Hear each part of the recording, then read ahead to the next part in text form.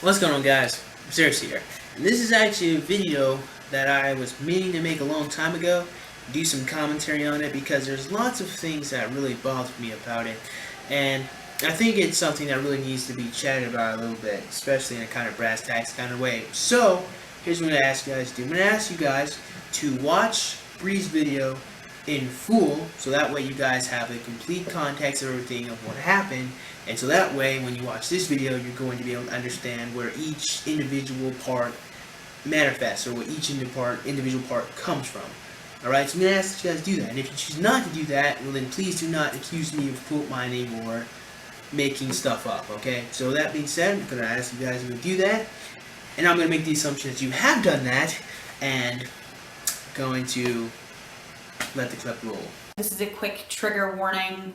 We're going to be talking about some highly sensitive sexual stuff, sexual assault, abuse, rape, things like that. So if you are not comfortable, please click off of this video because I am going to share my sexual assault stories. In all actuality, that trigger warning was a little misplaced, but let's just keep watching the video. And I found out that he lived right next door to me, literally like a door over, okay? So I did not know that before. And he started popping up more and more, and he would ask me to hang out with him. And I would always say, oh, you know what, I'm really sorry, I'm just busy, I can't really hang out, and making excuses like I have a boyfriend, even though I didn't, stuff like that. And so, which I shouldn't have had to do, but honestly, I just felt weird around him. And it got to the point where he would be able to hear that I was home through the wall. And so he would come over to my apartment and knock on the door, and I would sit in my kitchen holding a knife, pretending not to be home, because he would knock and then wait. 2 minutes would go by. Then I would hear a knock again, and it would just go on until eventually I had to answer the door and say, I'm really busy right now, sorry. And that is a terrible thing to do. Ladies, if you're watching this video, bear with me for a second. If you don't want to talk to a guy, do not ever tell him you're busy. Let me say this one more time. If you do not want to talk to somebody, do not tell them that you're busy. I said it once, I said it twice, I'm going to say it 3 times. One more time. If you do not want to talk to somebody, do not tell them you're busy. Why? Because they might take you seriously. They're going to trust that you're busy. And you know what they're going to think? They're going to think, you know what? I'll just talk to this person later. But if you're straightforward and you tell the person how you feel and say, look, listen, I'm sorry, I don't want to talk to you at all, or I don't want to talk to you right now. Don't even say right now. Say, I don't want to talk to you at all. Nip it in the bud. Stop it right there. You want to know something? That's where you're probably going to be like, well, I'm scared he's going to hurt me. Well, guess what? That's where that whole martial arts thing comes into play. I'm not telling you this because I don't like you. Ladies, I'm telling you this because I care about you, even though I don't know you. Do not tell somebody you don't want to talk to that you're busy, because you're just giving them false hope and you're just encouraging them to come back later. That's a terrible mistake. Stop doing it, okay? Stop. That's just not a good idea. So he had obviously been waiting for me to come outside. And I turn around and I'm in shock that I have to see him standing there with his boxers, and I say, hi, and he says, do you want to come over and watch a movie with me? And I said, I can't, I have to go to work right now. And at that point, he had started to stick his hand down his pants and play with himself.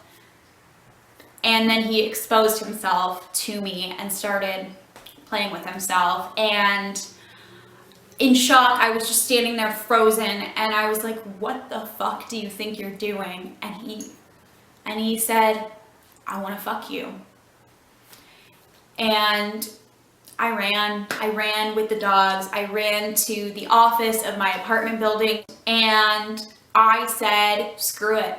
I am pressing charges. I'm taking him to court. I had to sit next to him in court. I had to see his face and go through, like, relive it and explain what happened. And fortunately for me, he was apologetic, and he complied with everything. And he said, I deserve this. I know I'm wrong. I have problems. And he was very open to it. You know, I do find it a tad bit difficult to feel sorry for this woman. Well, partly because of the fact that she continuously lied instead of simply offhanding rejecting this guy. But I do find it really easy to have empathy for this guy. Not because what he did was right, but because he understood that he was a fucked up person. Like, he understood that he had problems. I kind of feel bad for him, really, you know. He certainly did need all that counseling, and he certainly does need all that help. Now, the fundamental problem with Bree's first story that I'm doing commentary on is the fact that she was not straightforward with how she felt. She did not tell him to go away, leave her alone. She did not offhand reject him. And in all actuality, she wasn't really in a lot of danger. And this is again where the whole martial arts thing kind of comes into play. Because even if she was in danger, guess what? She could have fought him off. She also had her dog there. So she was all right. It was indecent exposure, yes, and I can understand how the tweets made her feel really uncomfortable. However, ladies, you have to understand that sometimes you have to pick your balls up, and you have to be responsible for the way you feel, and you have to tell people that. Sorry. I know, you probably are thinking, you know, I shouldn't have to tell men to leave me alone. They should just get the message, just get the idea. Well, newsflash, not everyone has amazing social skills, and not everyone is able to pick up on signs like that. Even Bree herself said he was a weird guy. I mean, he could have had a number of different disorders that could have prevented him from picking up on those signs. Ladies, I'm not telling you this to hurt you. I'm telling you this because I give a fuck, because I care, okay? You have to be direct sometimes. So let's move on to her next story. This leads me to the second sexual assault, which I didn't realize was assault at the time because I was dating this person and we had already been sexually active together. One day we were hanging out and he said, hey, come here, I want to show you something. And he brought me into a dark room, and I don't want to get graphic here, but he did something sexual to me. Let's just say my clothes were on, and he did something sexual to me, not with me, to me.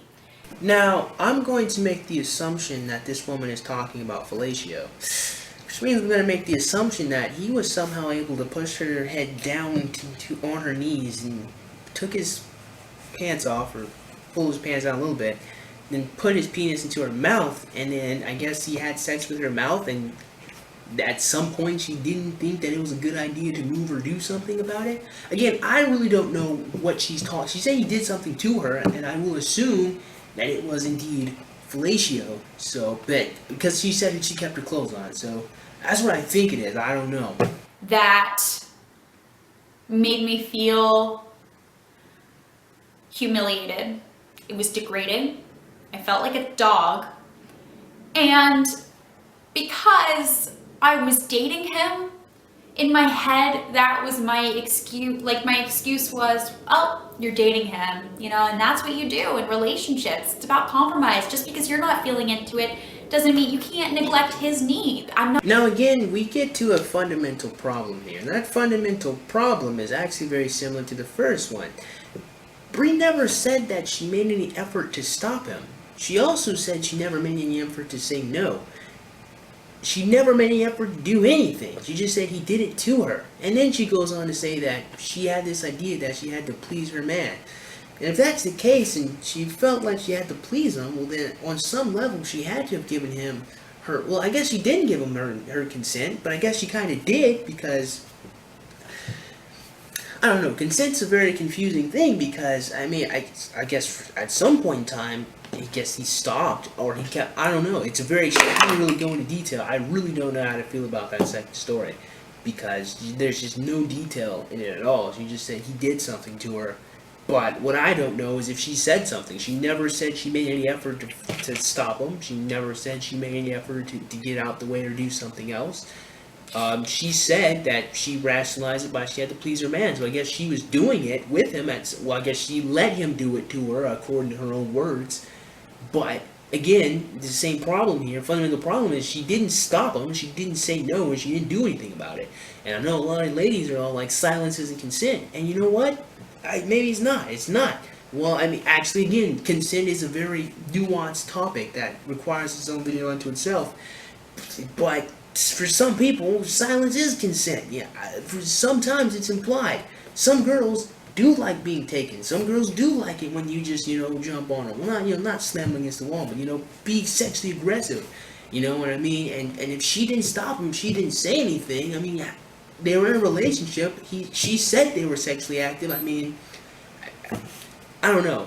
Men aren't terrible creatures, and if she would have just said something, I'm pretty sure her boyfriend would have stopped. I think I mean, if you're in these situations, I think it's a terrible thing to teach women that they shouldn't stand up for themselves. You should say something in these situations. That's just a fundamental problem that I had there. You should say something if you feel uncomfortable or whatever, so now we have the final story that we're going to get to. I was at boarding school. I was 16 years old, and it's a great school. It really is. And I wish I had told someone about this, but like I said, still don't blame myself for this happening. There was this guy in my film classes who never spoke to me. He never gave me the time of day.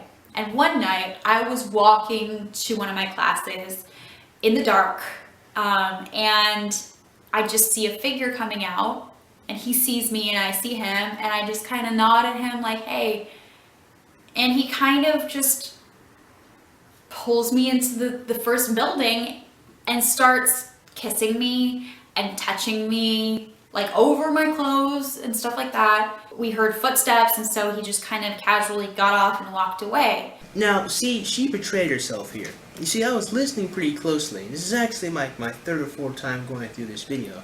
I'm going to play it back and see if you guys catch what I caught. Like over my clothes and stuff like that. We heard footsteps, and so he just kind of casually got off and walked away. The words Bree just used there was, we heard footsteps. We implies that they were together. In all honesty, and I can't prove this definitively, I have no proof, but it does kind of sound like to me, actually, you know what? I'm just going to let the clip finish, and then we're going to come back and talk about it. And I remember thinking, wow, somebody likes me. But that wasn't right. Now, that's interesting. Not only did she say, we heard footsteps, but when the guy casually got up and walked away, her first thought was, wow, somebody likes me. Now, in all actuality, I am a little shocked that this guy was able to just grab this girl, pull her into a cupboard or whatever, and then just start kissing her, and she just had no objections to that. And actually, she didn't have any objection to that, because her first thought was, wow, he likes me, which means on some level she did like it. Which means it wasn't actually sexual assault, because she did give him her consent. But see, the nuanced thing about the whole consent thing is that because she didn't say it, even though she liked it, by her own admission, she told you that she thought the guy liked her, because she didn't say anything, that technically constitutes a sexual assault, even though she liked it. This is a gigantic problem with the whole consent thing. I don't think a lot of people have ever talked to themselves. No, some people have. I just don't think a lot of people put a lot of critical thought into this. I don't know. So let's let her wrap up her story. Because he did it again. We were in one of the editing bays working on one of the films, and he did the same thing. Someone had left the room, and he pushed me up against the wall and started kissing me and touching me outside my pants and touching that area. Somebody had started jiggling on the door handle. It was my friend, and she walked in and he got off of me and he left. I was left just standing there like nothing had happened.